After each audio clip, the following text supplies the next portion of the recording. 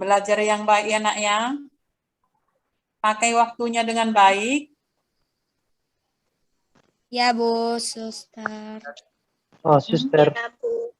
Baik, Ya, suster. suster. Terganggu jaringan sama saya, suster ya. Iya, Bapak dari mana mengajarnya? Ini di depan, suster, di piket. Karena di kantor guru jaringan wifi nggak bagus, suster. Saya Coba Bapak udah, cari di tempat ini. Anak-anak juga iya, suster. bisa menunggu. Iya, suster. Ini terganggu jaringan sama saya dari tadi. Jadi saya sudah sampaikan sama anak-anak ini, mohon bersabar dulu. Iya, coba dicari tempat yang lebih bagus lah Pak. Iya, suster.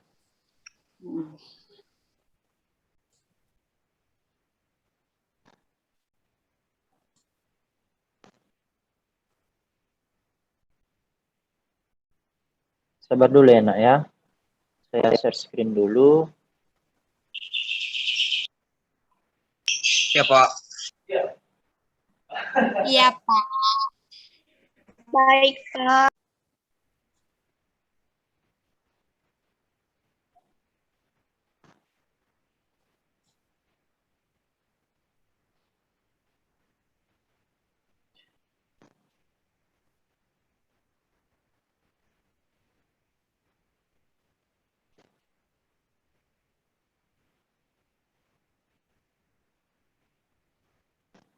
Oke, bagaimana? Kak, Sudah bisa? Sudah, Pak. Cuma gak bagus jaringan. Sudah, Pak. Jaringan, Pak. Sudah, Pak. Oke. Nah, ya. Oke, Imelda, nanti tambahkan kawan Imelda ya, kalau ada yang masuk ya. Biar Iya, saya. Pak. Oke.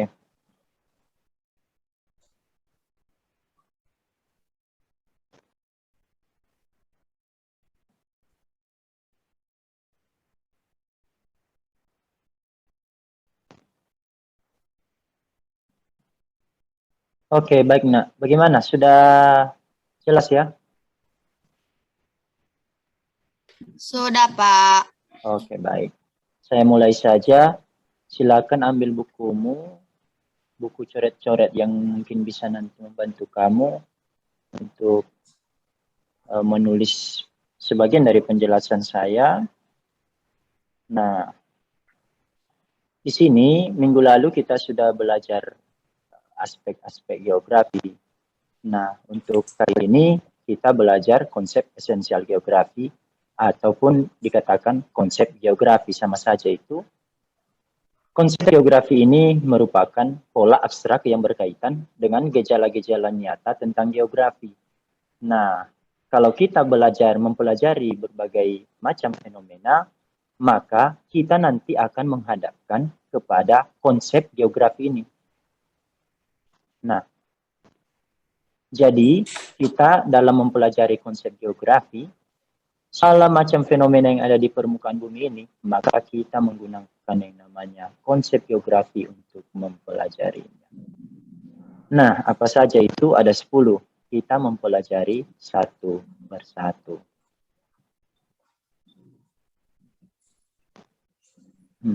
Nah, yang pertama kita pelajari yang namanya konsep lokasi. Nah, konsep lokasi ini merujuk pada kedudukan suatu objek di permukaan bumi.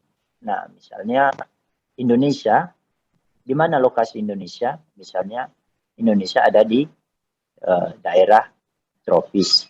Namun lebih jelas lagi, lokasi yang dimaksud di sini ada dua nanti. Ada lokasi absolut dan ada lokasi relatif. Nah, lokasi absolut ini berhubungan dengan letak atau tempat dilihat dari garis lintang ataupun garis bujur. Atau istilah lain adalah garis astronomis. Misalnya Indonesia ya, ini ya.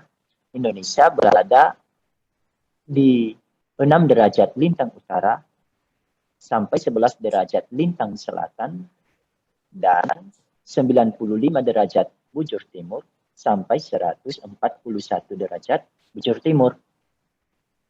Nah, ini dimaksudkan adalah lokasi absolut. Ada yang kedua adalah lokasi relatif. Nah, jadi lokasi ini terbagi dua. Ada lokasi absolut dan ada lokasi relatif. Kalau dia lokasi relatif, itu berhubungan dengan letak atau tempat dilihat dari daerah yang ada di sekitarnya. Misalnya, Indonesia berada di antara dua benua dan dua samudra. Akan begitu dia. Apa saja itu? Ada benua Asia di bagian utara, ada benua Australia di bagian selatan.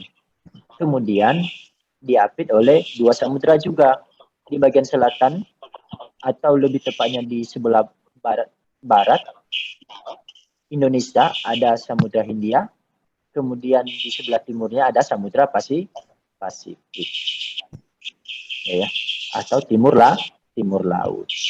Nah, kemudian itu yang pertama konsep lokasi. Kita masuk yang kedua, jarak. Nah, jarak. Di sini pertanyaannya apa? Berapa lama waktu yang dibutuhkan untuk tiba di wilayah tempat tinggal Anda? Nah, maka di sini kita bisa mengetahui konsep jarak ini dimaksudkan sebagai ruang yang terdapat di antara dua objek. Nah, misalnya ini, lokasi rumah Anda dengan sekolah. Nah, tentu ini ada dua ruang yang berbeda. Maka itulah yang dikatakan jarak. Sehingga nantinya jarak ini bisa diukur. Nah, maka ada juga yang nanti jarak tidak bisa diukur secara pasti, tapi dilakukan perkiraan. Nah, apa saja itu? Ada jarak mutlak dan ada jarak relatif. Kalau dia jarak mutlak, itu jarak di antara satu tempat ke tempat lainnya bisa diukur dalam satuan kilometer ataupun meter. Misalnya ya, jarak sekolah Anda, misalnya kalau kamu si Niel Salmon Lauli, itu rumah kamu di mana, Niel? Ilimbawa, Pak. Pilih? Ilimbawa, Pak. Ilimbawa Idanoi. Olora. Oh, Idanoi. Berarti kurang lebih dari sini ada 10 km ya? Iya, Pak. 10 km kan? Maka itu kan bisa dinyatakan begitu. Misalnya jarak rumah Niel dengan SMA Saverius sejauh 10 km. Itu kan mutlak. Nah, itu contohnya. Jadi bisa diukur berdasarkan satuan panjang. Bisa meter, bisa kilometer. Gitu. Kemudian, kalau dia jarak relatif. Tadi itu kan mutlak. Sekarang relatif. Kalau dia relatif itu jarak antar satu ruang dengan ruang yang lain yang dinyatakan dalam perjalanan waktu. Misal ini ya, Niel, kalau kamu itu dari rumah, kalau ke sekolah, antar jemput orang tua atau bawa kereta sendiri? Ada diantar juga, ada naik angkot, Pak. Oke, kalau naik angkot, berapa waktu yang kamu butuhkan sampai ke sekolah? Tergantung. Ini Ada tergantung kan? Nah, tergantung kan? Maka jika halnya demikian, maka itu dikatakan jarak relatif. Kenapa? Karena berbeda-beda. Bisa saja karena macet, bisa saja karena ada di depan banyak kendaraan bermotor, sehingga kita harus pelan-pelan bawa sepeda motor. Maka ini kan satuan waktu yang kita gunakan. Nah, maka itu dikatakan jarak relatif. Jelas ya? Jelas semua ya? Nah, itu dia. Jadi jarak terbagi dua. Ada jarak mutlak yang diukur dengan satuan panjang bisa meter kilometer, dan ada jarak relatif yang diukur dengan satuan waktu atau lama perjalanan.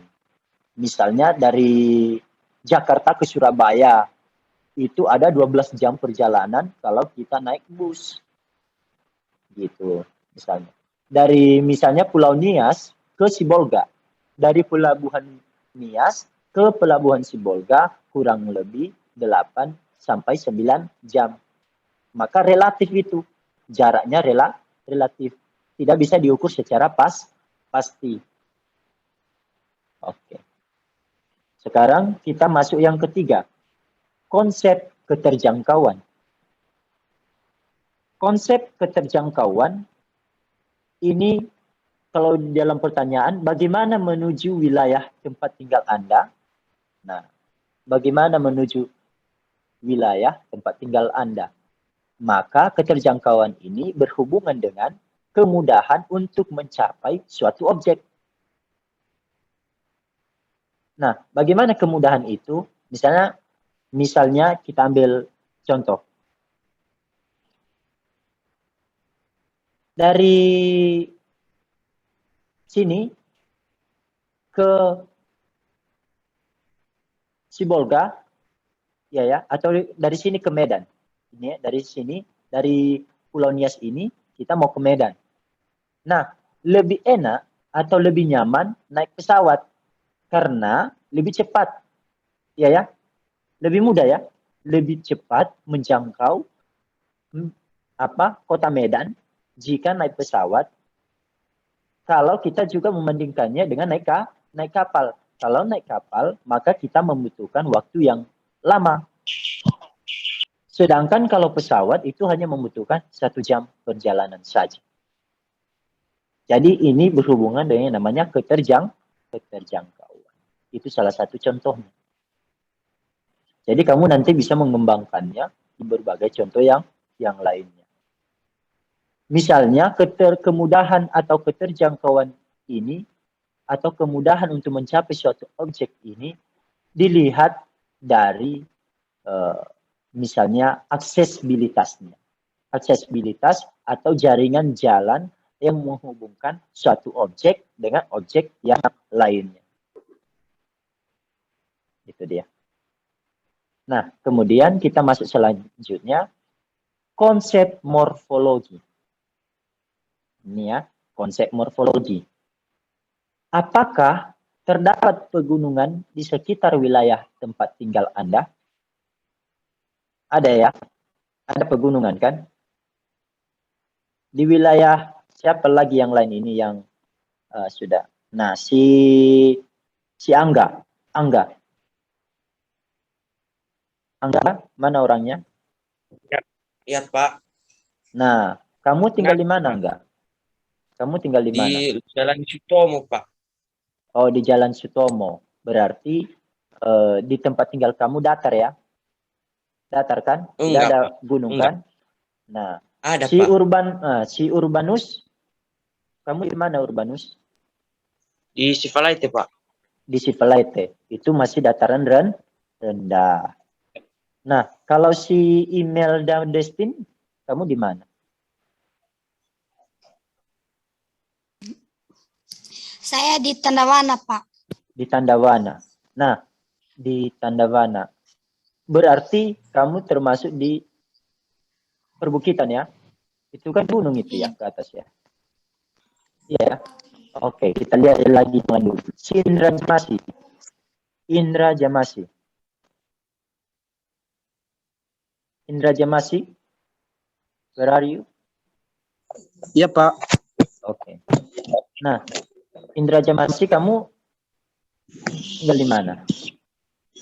Di Tumori, Pak. Di Tumori. Nah, sudah bagus sekali contohnya. Di Tumori itu, Indra, itu Iya, Pak. dataran tinggi ya? Iya, Pak. Gunung ya? Gunung? Iya, Pak. Nah, Gunung, Pak. jadi dari beberapa contoh yang sudah Bapak tanyakan sama kawan-kawan yang lain, ini bahwa kalian ini memiliki tempat yang berbeda-beda morfologinya. Jadi morfologi ini merupakan bentuk-bentuk permukaan bumi sebagai proses alam dan aktivitas manusia. Itu maksudnya di sini. Morfologi atau bentuk daripada permukaan bumi. Bahwa permukaan bumi kita pada dasarnya itu tidak datar, tapi reliefnya berbeda. Beda, ada yang gunung, ada yang bukit, ada dataran rendah, ada dataran tinggi. Gitu dia. Nah, kemudian nanti bisa contohnya itu ada banyak. Misalnya di dalam modul yang sudah saya bagikan, itu sudah saya kasihkan di GCR, contoh di dalam itu bahwa daerah Dieng merupakan daerah dataran tinggi di Jawa Tengah. Nah, bisa juga di Nias ini ada dataran tinggi sama kita, ada. Jadi kamu cari sendiri nanti, kamu kembangkan. Jadi ini nanti menjadi tugas Anda masing-masing. Nah, kemudian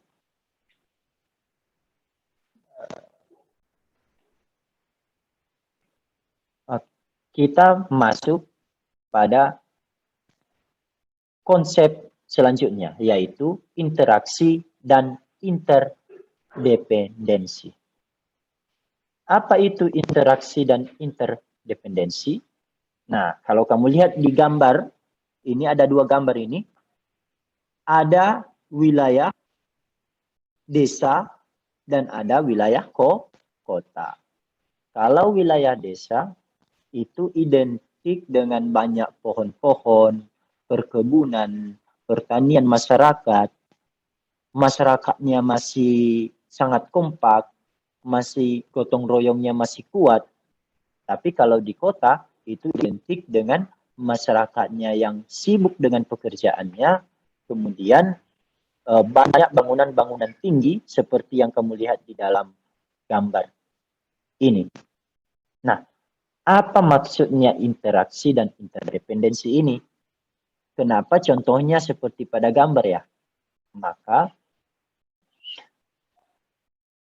nah, interaksi dan interdependensi itu merupakan hubungan timbal balik dan saling ketergantungan antar wilayah. Nah, ada hubungan timbal balik. Misalnya, kita kembali pada contoh. Ini ya. Nah, di contoh ini ada dua gambar yang berbeda, desa dan kota.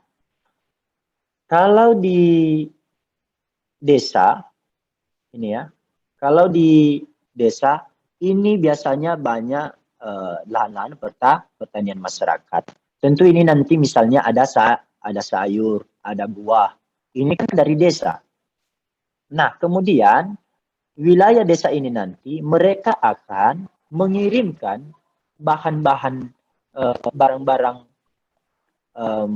mentah ataupun katakan tadi seperti buah-buahan, sayur-sayuran dan segala macam yang ada di desa, kemudian mereka mengirimkan ke kota. Iya ya?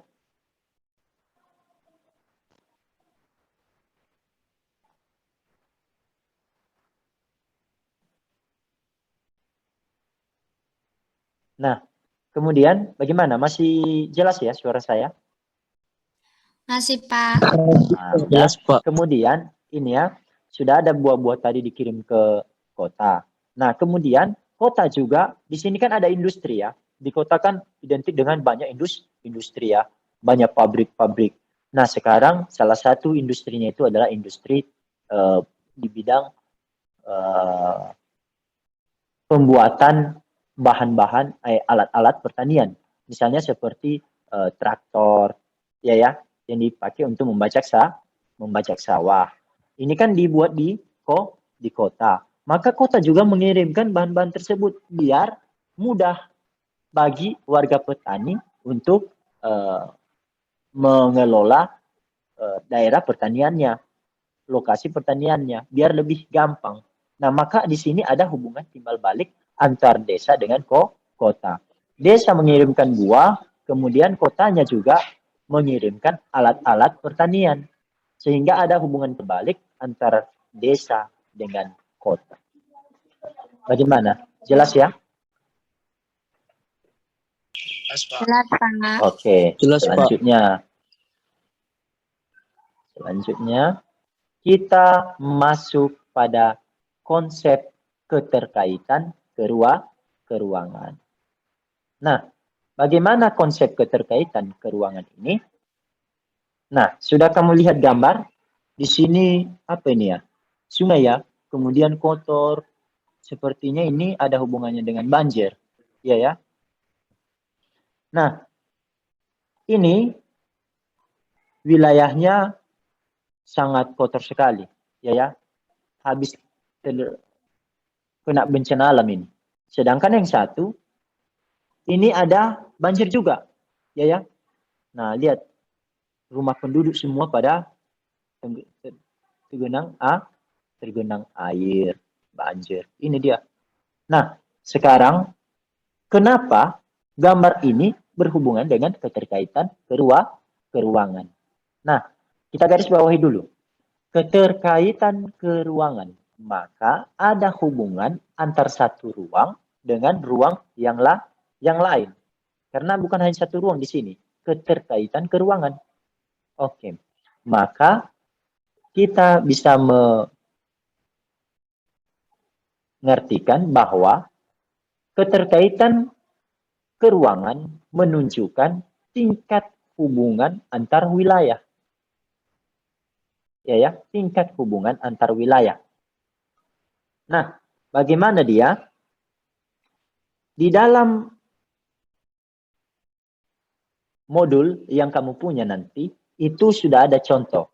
Jakarta sering digenangi banjir akibat hujan di daerah Bogor. Nah, kenapa? Ini Bogor, saya jelaskan apa hubungan Jakarta dibalik, apa hubungan Bogor dibalik banjirnya Jakarta. Nah, Bogor itu merupakan dataran tinggi, di mana sungai-sungai itu kan gunung, di situ ada mata air ya, yang merupakan awal daripada sungai. Kemudian sungai-sungai yang ada di Bogor itu mengarah ke Jakarta semua. Ke Jakarta. Nah, sehingga jika di Bogor nanti ada penebangan hutan sembarangan, kemudian terjadi longsor, maka tentu ini air bisa tergenang di dalam sungai. Ya. Kemudian jebol.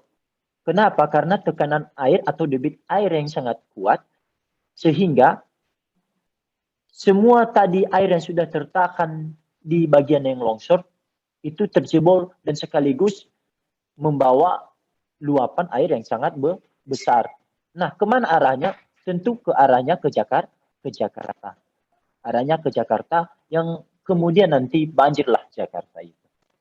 Maka ada dua hubungan wilayah yang berbeda. Wilayah Bogor di dataran tinggi dan wilayah Jakarta di dataran rendah. Nah, jadi ini dia sama seperti di sini sama kita juga ada Sungai No ya, Sungai No. Itu kalau banjir dari mana itu? Tentu asal mata airnya itu dari atas ya, dari gunung di arah Tumori sana ya. Nah, dari situ dia. Kemudian kalau misalnya nanti di hutan di bagian atas atau di hulu sungainya rusak, nah apa yang terjadi?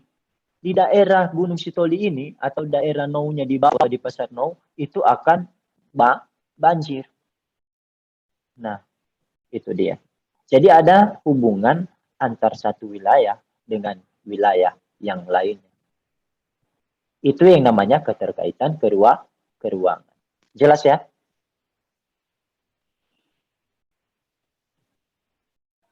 Jelas, Pak. Oke, Jelas, Pak. selanjutnya kita masuk kepada pola. Konsep pola.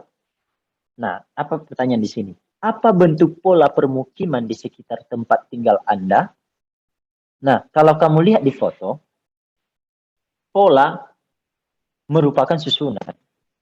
Ya. Maka bisa dikatakan bahwa pola ini merupakan bentuk, struktur, dan persebaran fenomena di permukaan bumi. Nah, kita ambil contoh. Di dalam modul yang kamu punya, contohnya itu permukiman penduduk yang berada di sekitar aliran sungai akan mengikuti pola aliran sungai. Itu kan contohnya. Nah, di dalam gambar ini juga bisa membantu kita. Udah. Pola permukiman di wilayah yang ada di gambar ini memanjang mengikuti jalan. Nah, di tempat Anda juga saya pastikan begitu. Di mana semua masyarakat, orang-orang, mereka lebih suka tinggal di pinggir jalan, tinggal di sepanjang jalan ini. Ya. Artinya mereka di sini semua, ya, berjejer. Nah, dari sana. Ini kan daerah kota ya, jadi tidak terlalu nampak polanya. Namun bisa kita lihat di sini bahwa polanya itu memanjang mengikuti jalan. Ya. Kemudian ini jalan lagi ya, maka dia mengikuti jalan. Nah, jadi memanjang mengikuti jalan. Nah, ini ya. Nah, dan saya yakini juga kita di Nias ini seperti itu. Dimana kalau kita mau dari sini, mau ke Idanogawo, kita pasti melihat deretan permukiman penduduk itu di pinggir jalan, kiri atau kanan jalan. Nah, sedangkan di belakangnya nanti kita lihat tidak ada. Itu sudah ada pohon-pohon semua ataupun hutan. Kan begitu. Jadi, pola permukiman mengikuti jalan, memanjang mengikuti jalan. Itu berhubungan dengan contoh daripada pola. Itu dia. Nah, ataupun nanti contoh yang lain misalnya kalau permukiman penduduk itu memanjang di sepanjang pesisir pantai. Nah, kira-kira begitu. Oke, selanjutnya kita masuk pada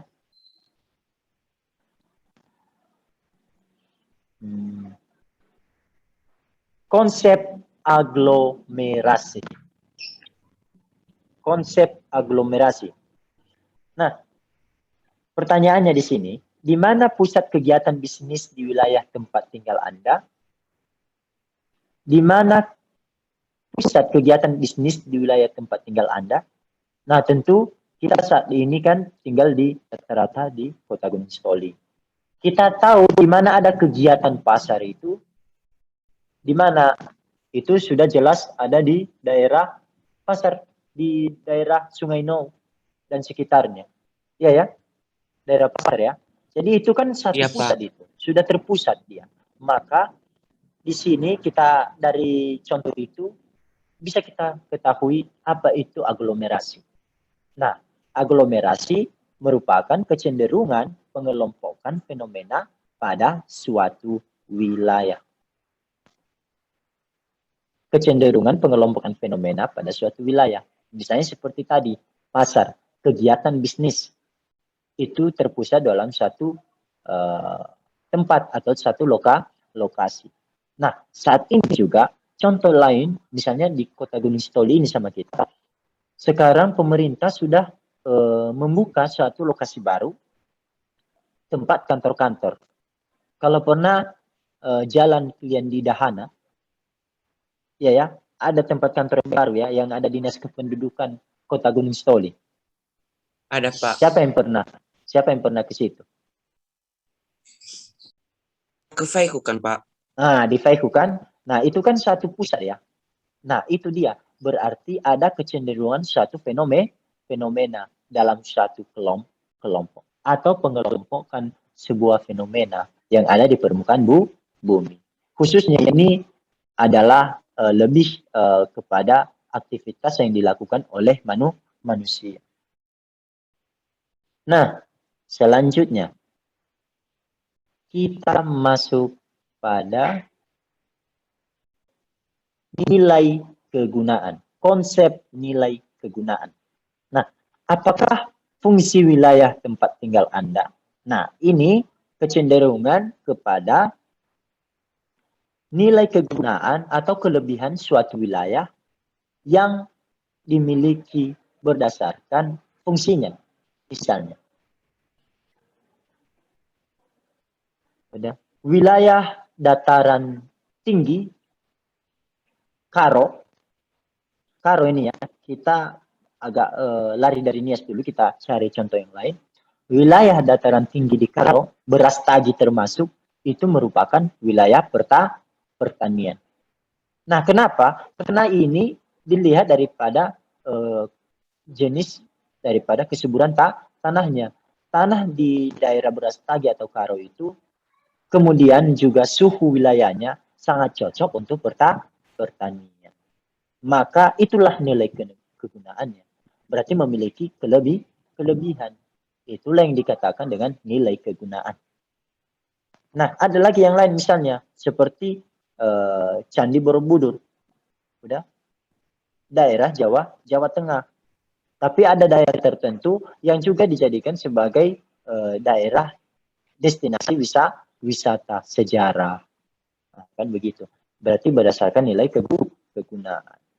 Nah, kemudian misalnya seperti pantai.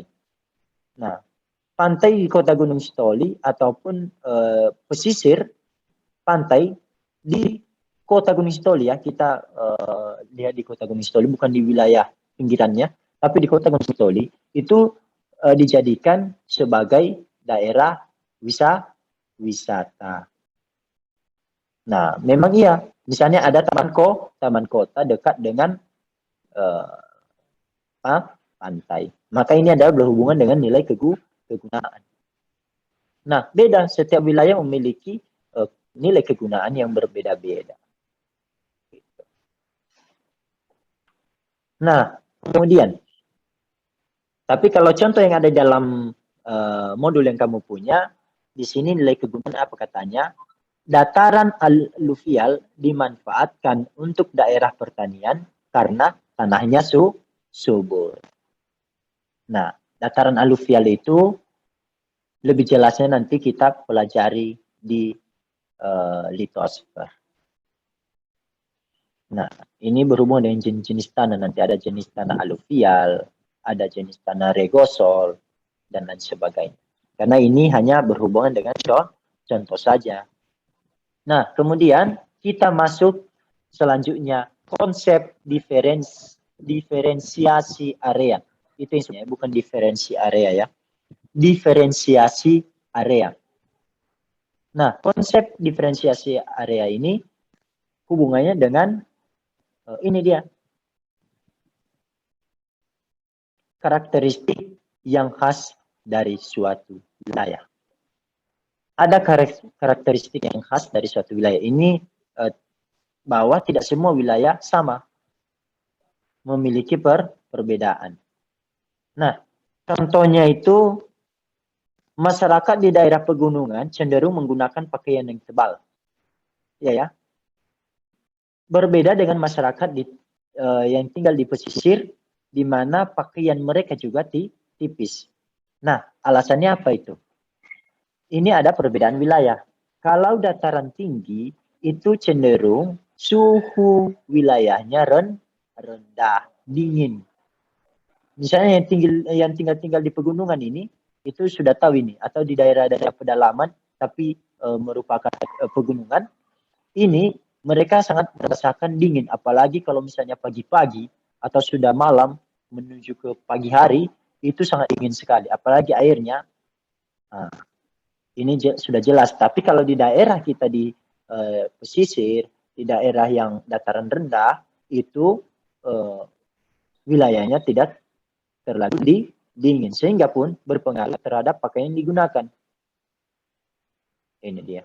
Kalau dingin tentu menggunakan pakaian yang tebal, sedangkan kalau misalnya panas menggunakan pakaian yang tipis. Nah, ini merupakan adanya perbedaan karakteristik dari sesuatu wilayah yang khas. Itu dia. Bagaimana? Bisa diikuti ya? Bisa, Pak. Oke. Nah, bagaimana? Ada pertanyaan dulu sampai ke situ. Kita tinggal 3 menit lagi. Jadi, manfaatkan. Any have questions? Kamu punya pertanyaan atau tidak? Kalau memang sudah mengerti dengan jelas, maka ini tugasnya. Tapi tugas ini juga sudah saya kasih di GCR, bisa kamu ambil nanti. Tapi di sini saya jelaskan. Begitu. Saya jelaskan. Nah, ini adalah sebagai soal evaluasi bagi kamu. Nah, sudah ada ini konsepnya ya, ada 10 ya. Ada lokasi, ada jarak, keterjangkauan, pola, aglomerasi, morfologi, interaksi dan interdependensi, keterkaitan keruangan, nilai kegunaan, dan diferensiasi area. Nah, dari 10 konsep geografi ini, maka Anda harus berikan satu contoh pada masing-masingnya. Misalnya lokasi, kasih satu contoh. Karena lokasi ini ada 2 tadi ya. Ada lokasi absolut dan ada lokasi relatif. Maka contohnya masing-masing satu. Kemudian jarak, begitu juga jarak mutlak dan jarak yang relatif. Ya, maka saya kasih juga contohnya. Nah, tidak boleh mengambil contoh yang ada di dalam modul. Jadi kamu kembangkan sendiri contohmu sesuai dengan pemahaman kamu terhadap konsep geografi. Kalau misalnya nanti Anda juga kurang paham, Anda bisa melakukan diskusi dengan kawan yang sudah paham. Jadi tidak harus terfokus ke contoh yang sudah saya kasih. Tapi kalau tadi Anda juga sudah mencatat contoh-contoh yang saya kasih, ya tidak apa-apa untuk membantu kamu, ya silakan saja untuk memberikan contoh itu. Tapi buatkan dia sebagus mungkin kalimatnya sehingga yang membaca termasuk saya bisa mengerti contoh itu terhadap konsep geografi. Bagaimana? Jelas ya? Jelas, Pak. Nah, saya kira begitu. Yang tinggal 10 orang lagi yang betah ya? Yang lain kemana? Sini. Makan mereka. Nah, jadi maksud saya, ya udah, ini kan keberuntungan bagi kami yang sudah mengikuti ini. Artinya, tidak kelabakan kamu untuk memahami materi dari saya. Itu dulu yang harus kamu syukuri. Karena memang kalau saya kasih materi begitu, ya bisa saja. Seperti yang tidak bisa mengikuti pada hari ini, maka ya silakan pahami materi, terus kembangkan sendiri. Karena memang di YouTube juga kamu bisa melihat berbagai macam contoh. Namun saya membantu kamu untuk memahami lebih jauh materi ini, maka saya kasihlah Zoom meeting ini sebagai pembelajaran virtual. Itu dia. Nah, kembali saya ini kepada Anda supaya mengetik kembali dulu nama dan kelas di kolom chat. Nama dan kelas di kolom chat. Kemudian nanti setelah itu ya sudah bisa undur diri kita dari pembelajaran virtual ini. Namun ingat kembali kerjakan dan jangan lupa untuk membuatnya lebih bagus. Baik, Pak.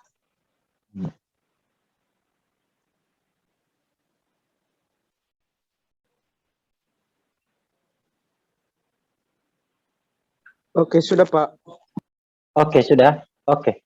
Selamat pagi ya. Jadi sudah bisa, Pagi, Pak. jangan lupa kerjakan tugasnya. Semoga bagus-bagus nilai kalian. Iya, Pak.